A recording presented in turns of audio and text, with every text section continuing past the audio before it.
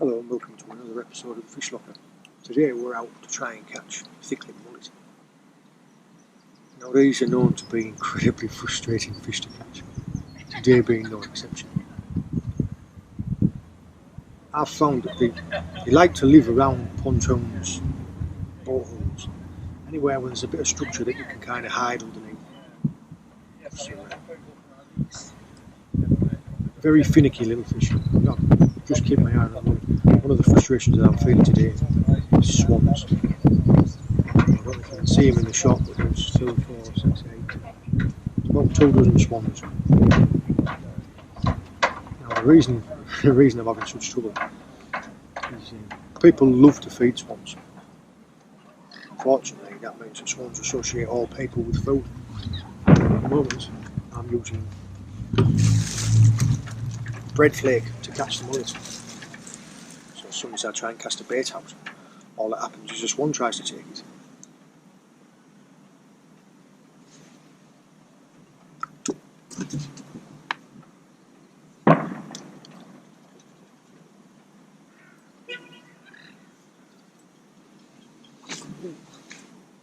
Just have a take.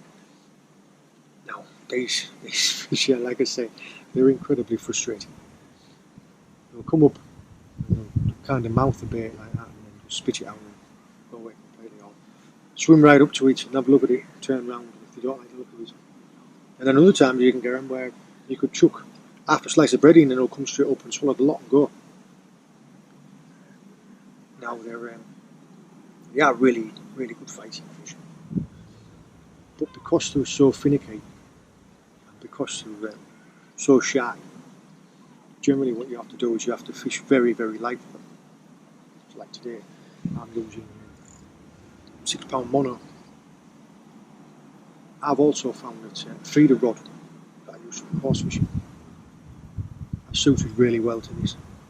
Spinning rods I've found are a little bit too stiff, whereas a feeder rod, because these fish fight real hard, you know, for like dives and runs, it's got enough give in the tip.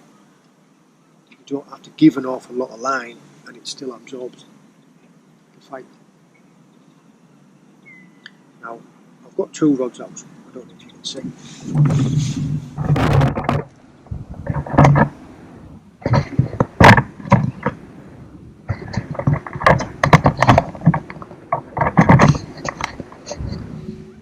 And the methods I'm using a float on both rods, but I'm using a waggler float on one rod, and I'm using what's called a bubble float on the other rod.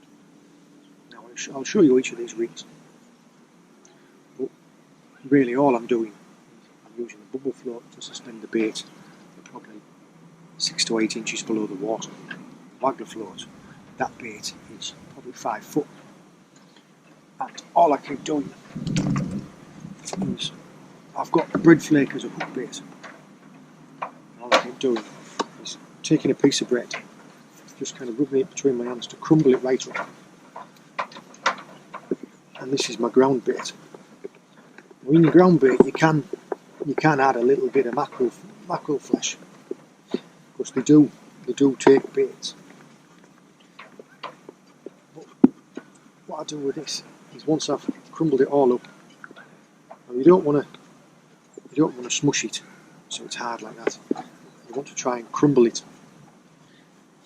And the reason being is so that once it's all crumbled like that, you can take it and just loosely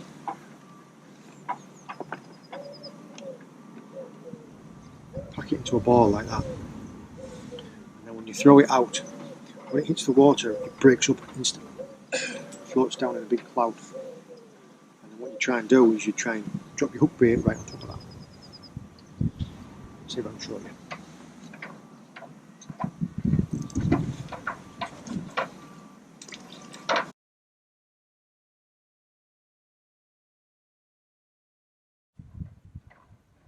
Ideally, I would like to be in a situation where I could get a bait tight up against the side of a boat hook, or possibly even like fish off the pontoon just straight down. Today the wind's been a bit difficult. running right to left. So every time I put a cast out, I might get it tight up against the side of a boat or tight up against the side of a pontoon. The belly in the line drags the float out. This is the bubble float setup that I was telling you about. See, all a bubble float really is it's just a little container, a little ball, which you put some water into, and it adds casting weight.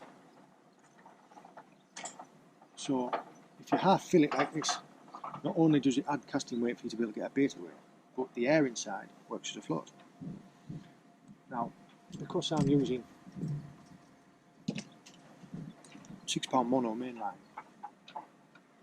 what I like to do is my hook length is actually 12 pound fluoro, and all I do is I just connect it with a swivel like that. And these are, I think these are a size 6 or a size 8. Small hook, but you need them to be strong. And I'll show you how I bait it.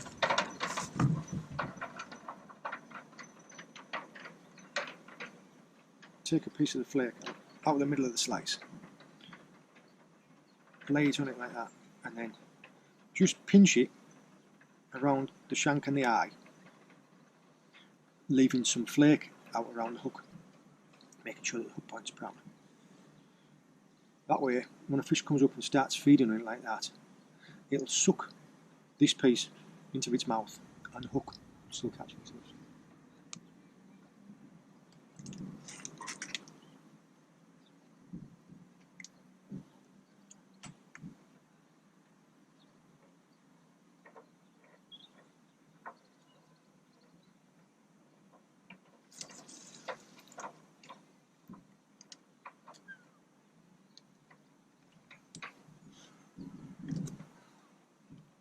Show you the other rig I'm using.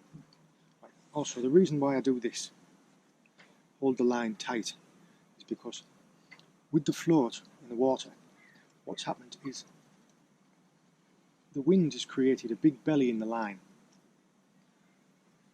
and as it's drifted, it's created slack line. So as soon as I try and wind in,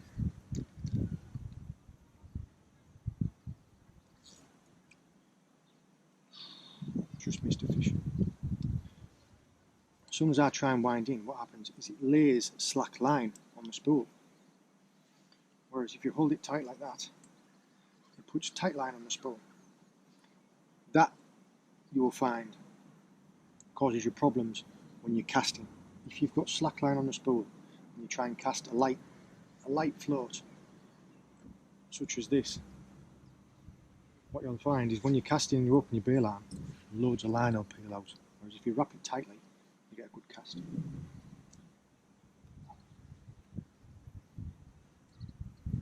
You see, all I've got here is just a waggler float with a couple of BB shots. Same again, because I'm only using 6 pound hook length. I've got, 6 pound main line. I've got a little swivel in, and I've got the 12 pound fluoro hook length. This, as you can see, is probably 4 feet. So whereas the bubble float is suspending a bait near to the surface, this one has got one just out of sight, just in case the fish are low down and they're being a bit spooked. Same again, just hooked on like that.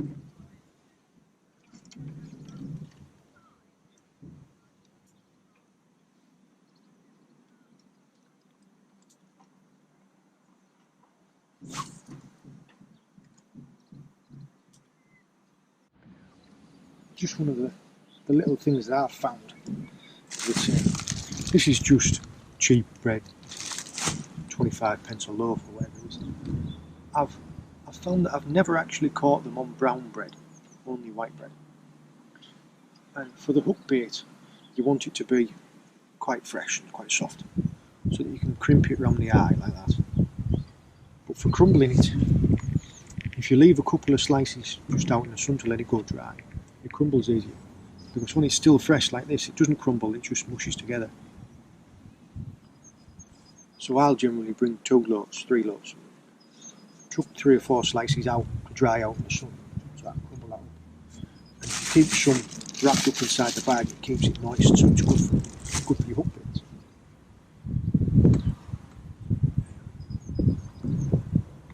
I find that the bread from the inside of the middle of the slice is better for your hook bait because the crust parts, they just don't seem to crimp together as well as the others.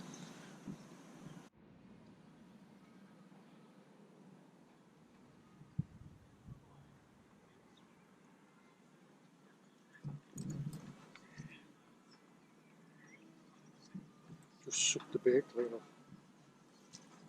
Cheeky little biter.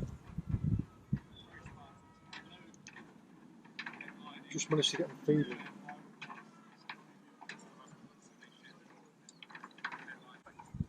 I just managed to get them feeding, and typically everyone's doing it. Best thing you can do is you get 3 or 4 fish there competing for each other. But just steam straight in and take a bait. You get one fish by itself and it'll be really picky and it'll take its time. You wouldn't believe the perseverance has finally paid off. I was down to my last slice of bread and my last ounce of patience.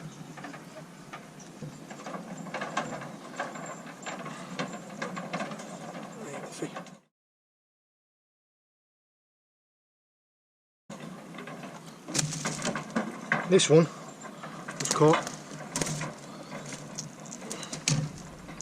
You can just see the hook in its mouth. And this one's caught on the bubble float.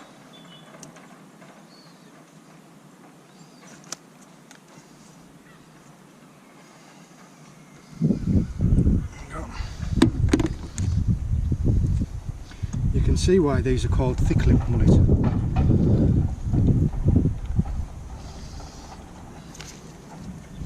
Oh, wants to be back in the water.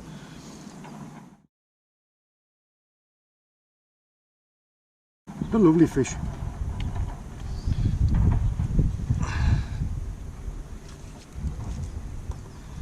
They're good. Maybe £4. Getting back in the water.